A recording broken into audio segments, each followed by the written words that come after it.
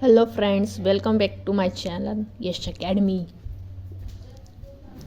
Today I am going to explain about B.Ed Final Lesson Plan book. This is the book which is submitted to our external. This is a short book for 4 pages book.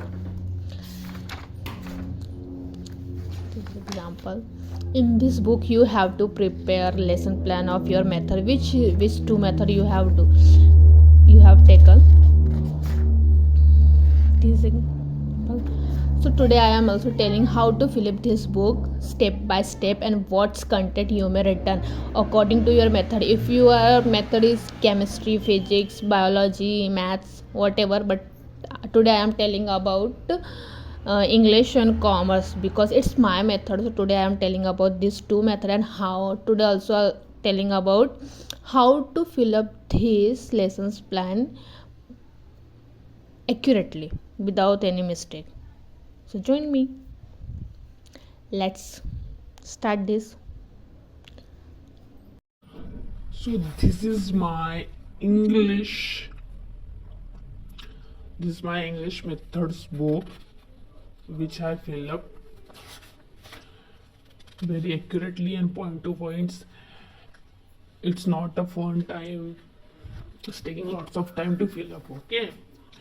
Because ये जो हमारी book है वो हमको external के पास submit करनी है, सो हमको इसको बहुत ही केयरफुल कंप्लीट करना है. मैंने यहाँ पे सारी इन्फॉर्मेशन फिलअप की है अकॉर्डिंग टू हमारे कॉलेज ने हमको जो टाइमिंग दिया, जहाँ पे जिस स्कूल का शेड्यूल दिया हमको वो स्कूल का शेड्यूल फिलना. जैसे कि आप लोगों ने वो 40 लेसन प्लान की बुक फिलअप की होंगी तो आपको पता है वहाँ पे आपने जहाँ इंटर्नशिप किया है वहाँ के बारे में इन्फॉर्मेशन भरना है. बट हियर दोस्तों वहाँ की इन्फॉर्मेशन ही भरना है आपको. आपका कॉलेज जिस कॉलेज में भेजने वाला है प्रैक्टिकल के लिए उस कॉलेज या स्कूल का यहाँ पे आप लोगों को इन्फॉर्मेशन पुट करना है. जैसे कि मैंने यहाँ पे अपने को एक ही लिखना है तो मैंने यहाँ पे श्रेयस कॉन्वेंट डाला क्योंकि हमारे कॉलेज ने हमको श्रेयस कॉन्वेंट प्रोवाइड किया है प्रैक्टिकल के लिए और हमारा प्रैक्टिकल जो है 7 तारीख को होने वाला. इसलिए मैं आज ये वीडियो आप लोगों को डाल रहा हूँ ताकि ये हेल्पफुल हो कि प्रॉपर लिखना कैसे. बहुत सारे जो बीएड स्टूडेंट्स होते हैं वो जॉब करते हुए उनको ये सारे डिटेल्स कॉलेज में जाके मिलना थोड़ा सा इम्पॉसिबल होता है. सो मैं आज क्लियरली पॉइंट बता रही हूँ.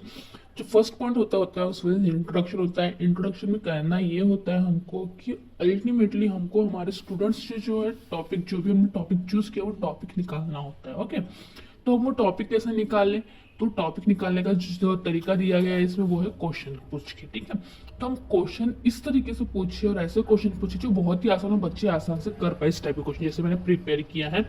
ये जो इंट्रोडक्शन के टॉपिक्स, अगर आपको इंट्रोडक्शन का ऑब्जेक्टिव नहीं पता है तो आप यहाँ से स्क्रीनशॉट लेके रख सकते हो और फिलअप कर सकते हो. ओके, और जिनका जिनका इंग्लिश मेथड है उनके लिए तो ये मस्ट हेल्पफुल है बिकॉज मैंने इसको बहुत प्रैक्टिस के बाद ही ये सब्जेक्ट सिलेक्ट किया है मैंने, figure of speech. Because any topic अगर आप चूज करते हो टॉपिक पे क्वेश्चन नहीं बनवाना, बट फिगर ऑफ स्पीच या ग्रामर कोई भी टॉपिक कैसा है कॉमनली आप किसी भी क्लास को पढ़ा सकते हो. बस नाउन प्रोनाउन मत लो बिकॉज नाउन प्रोनाउन बहुत ही आसान होता है. तो मैंने चूज किया फिगर ऑफ स्पीच जो मोस्टली डिफिकल्ट टॉपिक होता है, बच्चे को समझने में थोड़ा प्रॉब्लम होता है, बट इसको अगर आप अच्छे समझाओगे तो इट्स मे बी इजी. तो जिसको भी स्क्रीनशॉट लेना है आप स्क्रीनशॉट ले सकते हो. ये मैंने कुछ क्वेश्चंस प्रिपेयर किए. जैसे मेरा फर्स्ट क्वेश्चन जो है यहाँ पे दोस्तों ये प्रिपेयर करना होता है कि teacher ask question based on previous knowledge. आपको ये ध्यान रखना है कि जब कभी भी आप इंट्रोडक्शन में आप क्वेश्चन लिख रहे हो टीचर एक्टिविटी में तो आपको वहां मेंशन करना है कि teacher ask question based on previous knowledge. क्योंकि टीचर किस बेस पर क्वेश्चन पूछने वाला बच्चों से, प्रीवियस नॉलेज बेस. ठीक है, तो ये दोनों पॉइंट्स बहुत इंपॉर्टेंट है. देन जो क्वेश्चंस वो दिए हैं, फर्स्ट क्वेश्चन मैंने बनाया है क्योंकि फिगर ऑफ स्पीच जो तो पोयम में होता है, मैंने सबसे पहले पोयम से क्वेश्चन पूछा है. और क्वेश्चन जो सबसे पहले व्हाट से स्टार्ट करें, देन व्हेन से, फिर एप्लीकेशन बेस्ड अगर क्वेश्चन आता तो उसमें हो वाई से. ठीक है, तो फर्स्ट क्वेश्चन मैंने पूछा है what type of poem do you like. तो यहाँ पे स्टूडेंट्स आंसर देंगे, जो भी मैंने एक्सेप्टेड आंसर वो मैंने अपने आंसर डाल के रखा है हमको इमेजिनेशन करने के लिए बच्चे एक्चुअली क्या आंसर दे सकते हैं. देन सेकंड क्वेश्चन है what are the parts of poem. तो पोयम के कौन कौन से पार्ट्स होते हैं. तो पोयम में देखो राइमिंग वर्ड्स होता है, पोएट का नाम होता है, पोएट का टाइटल होता है, राइमिंग स्कीम्स होती है कौन कौन से. तो ये सारे जो पोयम्स के पार्ट है वो मैंने फिलअप किया है. Then why is rhyming important in the poem, मतलब राइमिंग जो है पोयम में राइमिंग वर्ड इम्पॉर्टेंट क्यों होता है, या तो पोयम में राइम स्कीम्स क्यों होना चाहिए. तो वो मैंने क्वेश्चन किया है तो उसका आंसर है because rhymes create a tone for poem. देखो आप अगर कोई पोयम पढ़ते हो, अगर उसमें एंड में अगर राइमिंग वर्ड है तो अल्टीमेटली आप उसको गा करके इजीली पढ़ सकते हो, लेकिन अगर उसमें टोन ही नहीं है तो आपको पढ़ना ना ही वो लर्न होता है ना कुछ। इसलिए राइम्स जो है वो टोन क्रिएट करता है, इसलिए राइमिंग होना चाहिए। What is called same ending word, मतलब जो वर्ड की एंडिंग सेम जैसे हो, जैसे कि टॉक, वॉक, नेक, सेक, एंडिंग जो है सेम प्रोनाउंसिएशन से हो रहा है। तो इस टाइप के वर्ड्स को क्या बोलते हैं, इस टाइप के वर्ड्स को बोलते हैं राइमिंग वर्ड्स। फिर लास्ट क्वेश्चन पूछा, how does poem become effective, मतलब पोयम इफेक्टिव कैसे बनता है, मतलब पोयम इफेक्टिव क्यों लगता है, क्यों लगता है पोयम इफेक्टिव। अगर उसमें अच्छे वर्ड यूज किए गए या फिगर ऑफ स्पीच यूज किया गया तो क्या होता है, पोयम इफेक्ट होता है। एक एग्जांपल देती हूँ मैं, लाइक जैसे एक सॉन्ग है, अगर आसमां तक मेरे हाथ जाते तो कदमों में तुम्हारे चांद तारे बिछाता। दैट मीन्स क्या है, ये जो सॉन्ग है इसमें पोएट जो अपनी फीलिंग को एक्सप्रेस कर रहा है, एग्जैक्टली वो इमेजिनेशन कर रहा है कि अगर आसमां तक मेरे हाथ जाते तो कदमों में तुम्हारे चांद तारे सजाते। एग्जैक्टली वो सजाने वाला है क्या नहीं, लेकिन अपने प्यार की फीलिंग को इस तरीके से वो एक्सप्रेस कर रहा है। इससे क्या हो रहा है, सामने वाले को सुनने में भी अच्छा लग रहा है और वो पोयम की वैल्यू भी बढ़ रही है। इस तरीके से जो फिगर ऑफ स्पीच होता है वो पोयम को इफेक्टिव बनाता है। तो यहाँ पे जो है जैसे ही हमारे टॉपिक निकल जाते हैं स्टूडेंट से, उसके बाद हमको यहाँ पे लिखना है स्टेटमेंट ऑफ एम। जैसे मैंने लिखा है statement of aim, statement of aim लिखा, today we are going to study about figure of speech. Okay, now come to the second point. What is the second point? The second point is subject presentation. What is the second point? Second point is subject presentation. This one I hope you may look properly. Then इसमें हमको fill up करना है teaching point, क्योंकि हम क्या present करने वाले, हम जो भी वहाँ प्रैक्टिकल में ब्लैक बोर्ड पे लिखेंगे वो हमको सब यहाँ पे प्रिपेयर करना था। तो मैंने ये प्रिपेयर किया, जिसमें मैंने लिखा है figure of speech, figure of speech की डेफिनेशन फिलअप की है ये। देन फिगर ऑफ स्पीच को हम शॉर्ट में कैसे एक्सप्लेन करें, क्योंकि हमको वहाँ पढ़ाना है तो हमको वो लर्न भी होना चाहिए। तो मैंने शॉर्ट में लिखा है figure of speech use not with original meaning but imaginative way to make a special effect. जैसे मैंने आपको अभी एग्जाम्पल बताया गाने का कि अगर आसमां तक मेरे हाथ जाते तो मैं कदमों में आप चांद तारे सजाता। यहाँ पे क्या है, ओरिजिनल वर्ड्स नहीं है बट वो अपनी इमेजिनेशन को वर्ड्स देके जो है अपनी फीलिंग्स को एक्सप्रेस कर रहा है। तो जो फीलिंग को एक्सप्रेस करना तो उसको क्या बोलते हैं, फिगर ऑफ स्पीच।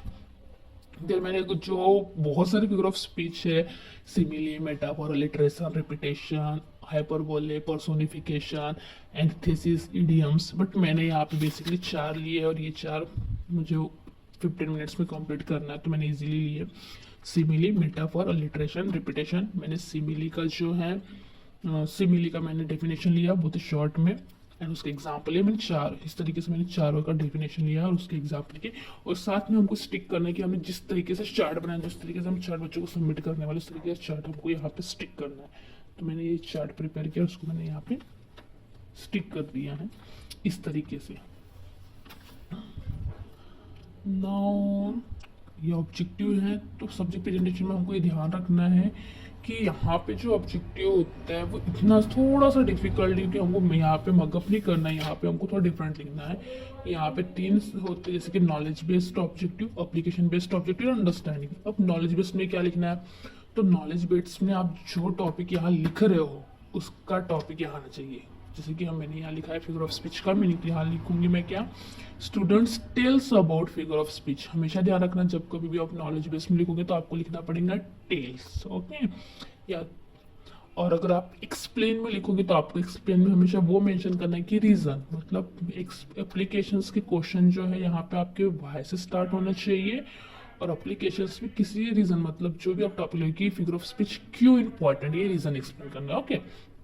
तो मैंने इसमें क्या बताया आपको कि अगर आप नॉलेज बेस्ड ऑब्जेक्टिव लिखते हो तो आपको उस ऑब्जेक्टिव में क्या लिखना है, जो टॉपिक आपने मीनिंग लिया उस टॉपिक को लिखना है, वहाँ पे लिखना है students tells about figure of speech. समझो मैंने यहाँ पे अगर दूसरा लिया होता टॉपिक नाउ, तो मैं यहाँ पे क्या लिखी रहती, students tells about now, okay. अभी एप्लीकेशंस आ गया, तो एप्लीकेशंस में हमको रीजन मेंशन करना होता है। मैंने टॉपिक क्या लिया, फिगर ऑफ स्पीच, तो मैंने यहाँ पे क्या लिखा कि मैं बच्चों को फिगर ऑफ स्पीच के बारे में बता रही हूँ, डेफिनेशन एक्सप्लेन कर रही हूँ।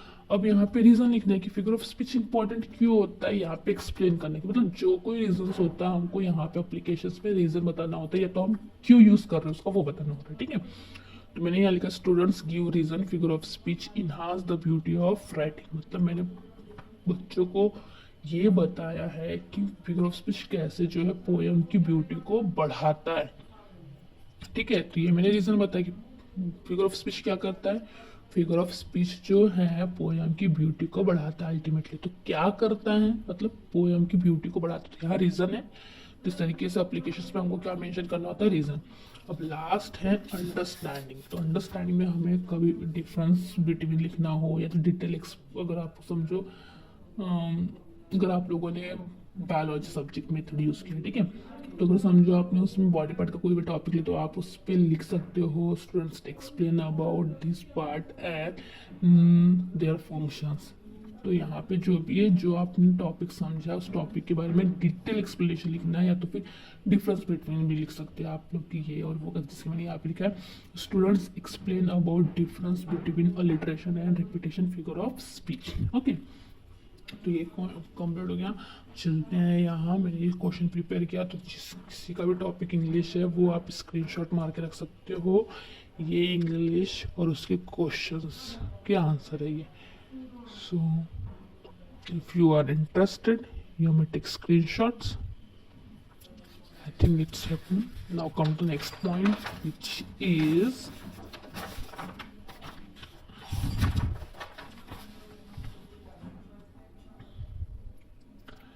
this one is next point is recapitulation. What is this point? Recapitulation. Recapitulation में हमको क्या करना है, रिकैपिचुलेशन में हमको रिपीट करना होता है बच्चों को 5 मिनट के हमने जो भी आज पढ़ाया उसको बच्चों को शॉर्ट में कैसे एक्सप्लेन करो, उस पे के बेसिस हमको क्वेश्चन पूछना होता है, किसमें, जो रिकैपिचुलेशन होता है उसमें। ओके फ्रेंड्स, आई होप आपको वीडियो समझ आ रहा होगा, और अगर आपको आगे भी इंफॉर्मेशन चाहिए दूसरे मेथड्स की, आपकी इंफॉर्मेशन चाहिए, तो प्लीज़ वीडियो को लाइक शेयर सब्सक्राइब करना ना भूलें।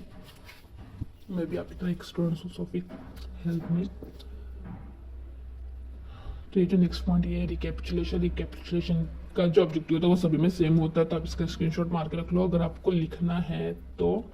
और मैंने ये रिकैपिचुलेशंस में जो है कुछ क्वेश्चन प्रिपेयर किए हैं, जो ऑल अराउंड ये जो क्वेश्चन है जो हमने एक्सप्लेन किया है टॉपिक सब्जेक्ट प्रेजेंटेशन में, उसके बेस पे ही लिखना है। ऐसा नहीं कि हमने 4 टॉपिक पढ़ाया और हम क्वेश्चंस पूरे 8 टॉपिक पे लिख रहे हैं, ऐसा नहीं करना है हमें। लेसन्स प्लान में अगर हमने 4 टॉपिक ही सब्जेक्ट प्रेजेंटेशन में मेंशन किया है तो हमको 4 टॉपिक पे ही क्वेश्चन पूछना है, घुमा फिर आके पूछो पर पूछो। जैसे कि आप अगर भी पढ़ पा रहे हो मेरे क्वेश्चन को, तो जो मैंने सब्जेक्ट प्रेजेंटेशन में क्वेश्चन पूछा है उसके रिगार्डिंग घुमा के दूसरे तरीके से मैंने इसमें पूछा है, ठीक है। इसका भी आप लोग एक स्क्रीनशॉट ले लो।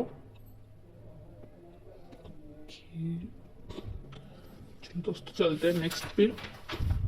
नेक्स्ट जो पॉइंट है हमारा वो है होमवर्क। होमवर्क में हम लोगों को ऑब्जेक्टिव लिखना होता है। तो होमवर्क देना क्यों जरूरी है, क्योंकि बच्चों में जो है सेल्फ स्टडी की हैबिट बढ़े और उनका जो टाइम है वो प्रॉपर यूटिलाइज हो, इसलिए हमको होमवर्क देना होता है, ठीक है। तो 2 ऑब्जेक्टिव इसके, to develop the habit of self study and to utilize leisure time for study.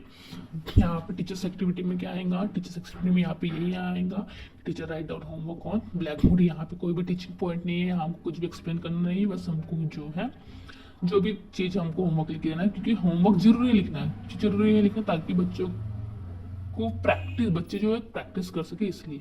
तो यहाँ पे 2 क्वेश्चन देना होता है आप लोगों को, मोस्टली 1 या 2 क्वेश्चंस, वो भी बड़े वाले। तो मैंने ये क्वेश्चन दिया, write down the definition an example of repetition figure of speech, और सेकंड ये prepare list of similar figure of speech, मतलब सिमिलर फिगर ऑफ स्पीच की जितने भी एग्जांपल्स की लिस्ट प्रिपेयर करना है। स्टूडेंट एक्टिविटी बहुत ही simple, student write down homework in their notebook. अब ब्लैक बोर्ड सबसे इम्पोर्टेंट जो है ब्लैक बोर्ड राइटिंग। अगर आप चाहते हो किसी स्कूल में पढ़ाने तो आपको ब्लैक बोर्ड राइटिंग कैसे करना है वो यहाँ पे मेंशन करना है। देखो सबसे पहले तो आपको ब्लैक बोर्ड के 2 हिस्से करने हैं। सबसे पहले वहाँ पे फिर ऊपर आपको सब्जेक्ट डालना है, टॉपिक डालना है, पर टॉपिक में आपने क्या लिया वो डालना नहीं है, ठीक है। सबसे पहले आपको सब्जेक्ट डालना है, क्लास डालना है, और टॉपिक बस लिख के छोड़ देना, टॉपिक डालना नहीं है। जब आप इंट्रोडक्शन स्टार्ट कर दोगे और बच्चों से आपने टॉपिक निकलवा ले, तब आपको ब्लैक बोर्ड पे टॉपिक लिखना है फिगर ऑफ स्पीच करके। ओके, तो मैंने वन साइड में देखो मीनिंग लिखा है, देन सेकंड टाइप की पूरे टाइप्स लिख दिए, उसके बाद होमवर्क लिखा है। तो दोस्तों ये था आज का इंग्लिश मेथड का पूरा वीडियो बड़ा ना हो इसलिए मैं कॉमर्स को डालूंगी दूसरे वीडियो में। और जिसको फ्रेंड्स पसंद आया होगा तो प्लीज़ वीडियो को लाइक शेयर सब्सक्राइब करना ना भूलें। अगर आपको और भी सेकंड सेमेस्टर या तो लेसन पे नई तालीम की वीडियोस चाहिए तो वो मैं अपलोड करने वाली हूँ। आप प्लीज़ लाइक शेयर सब्सक्राइब करें। Thank you.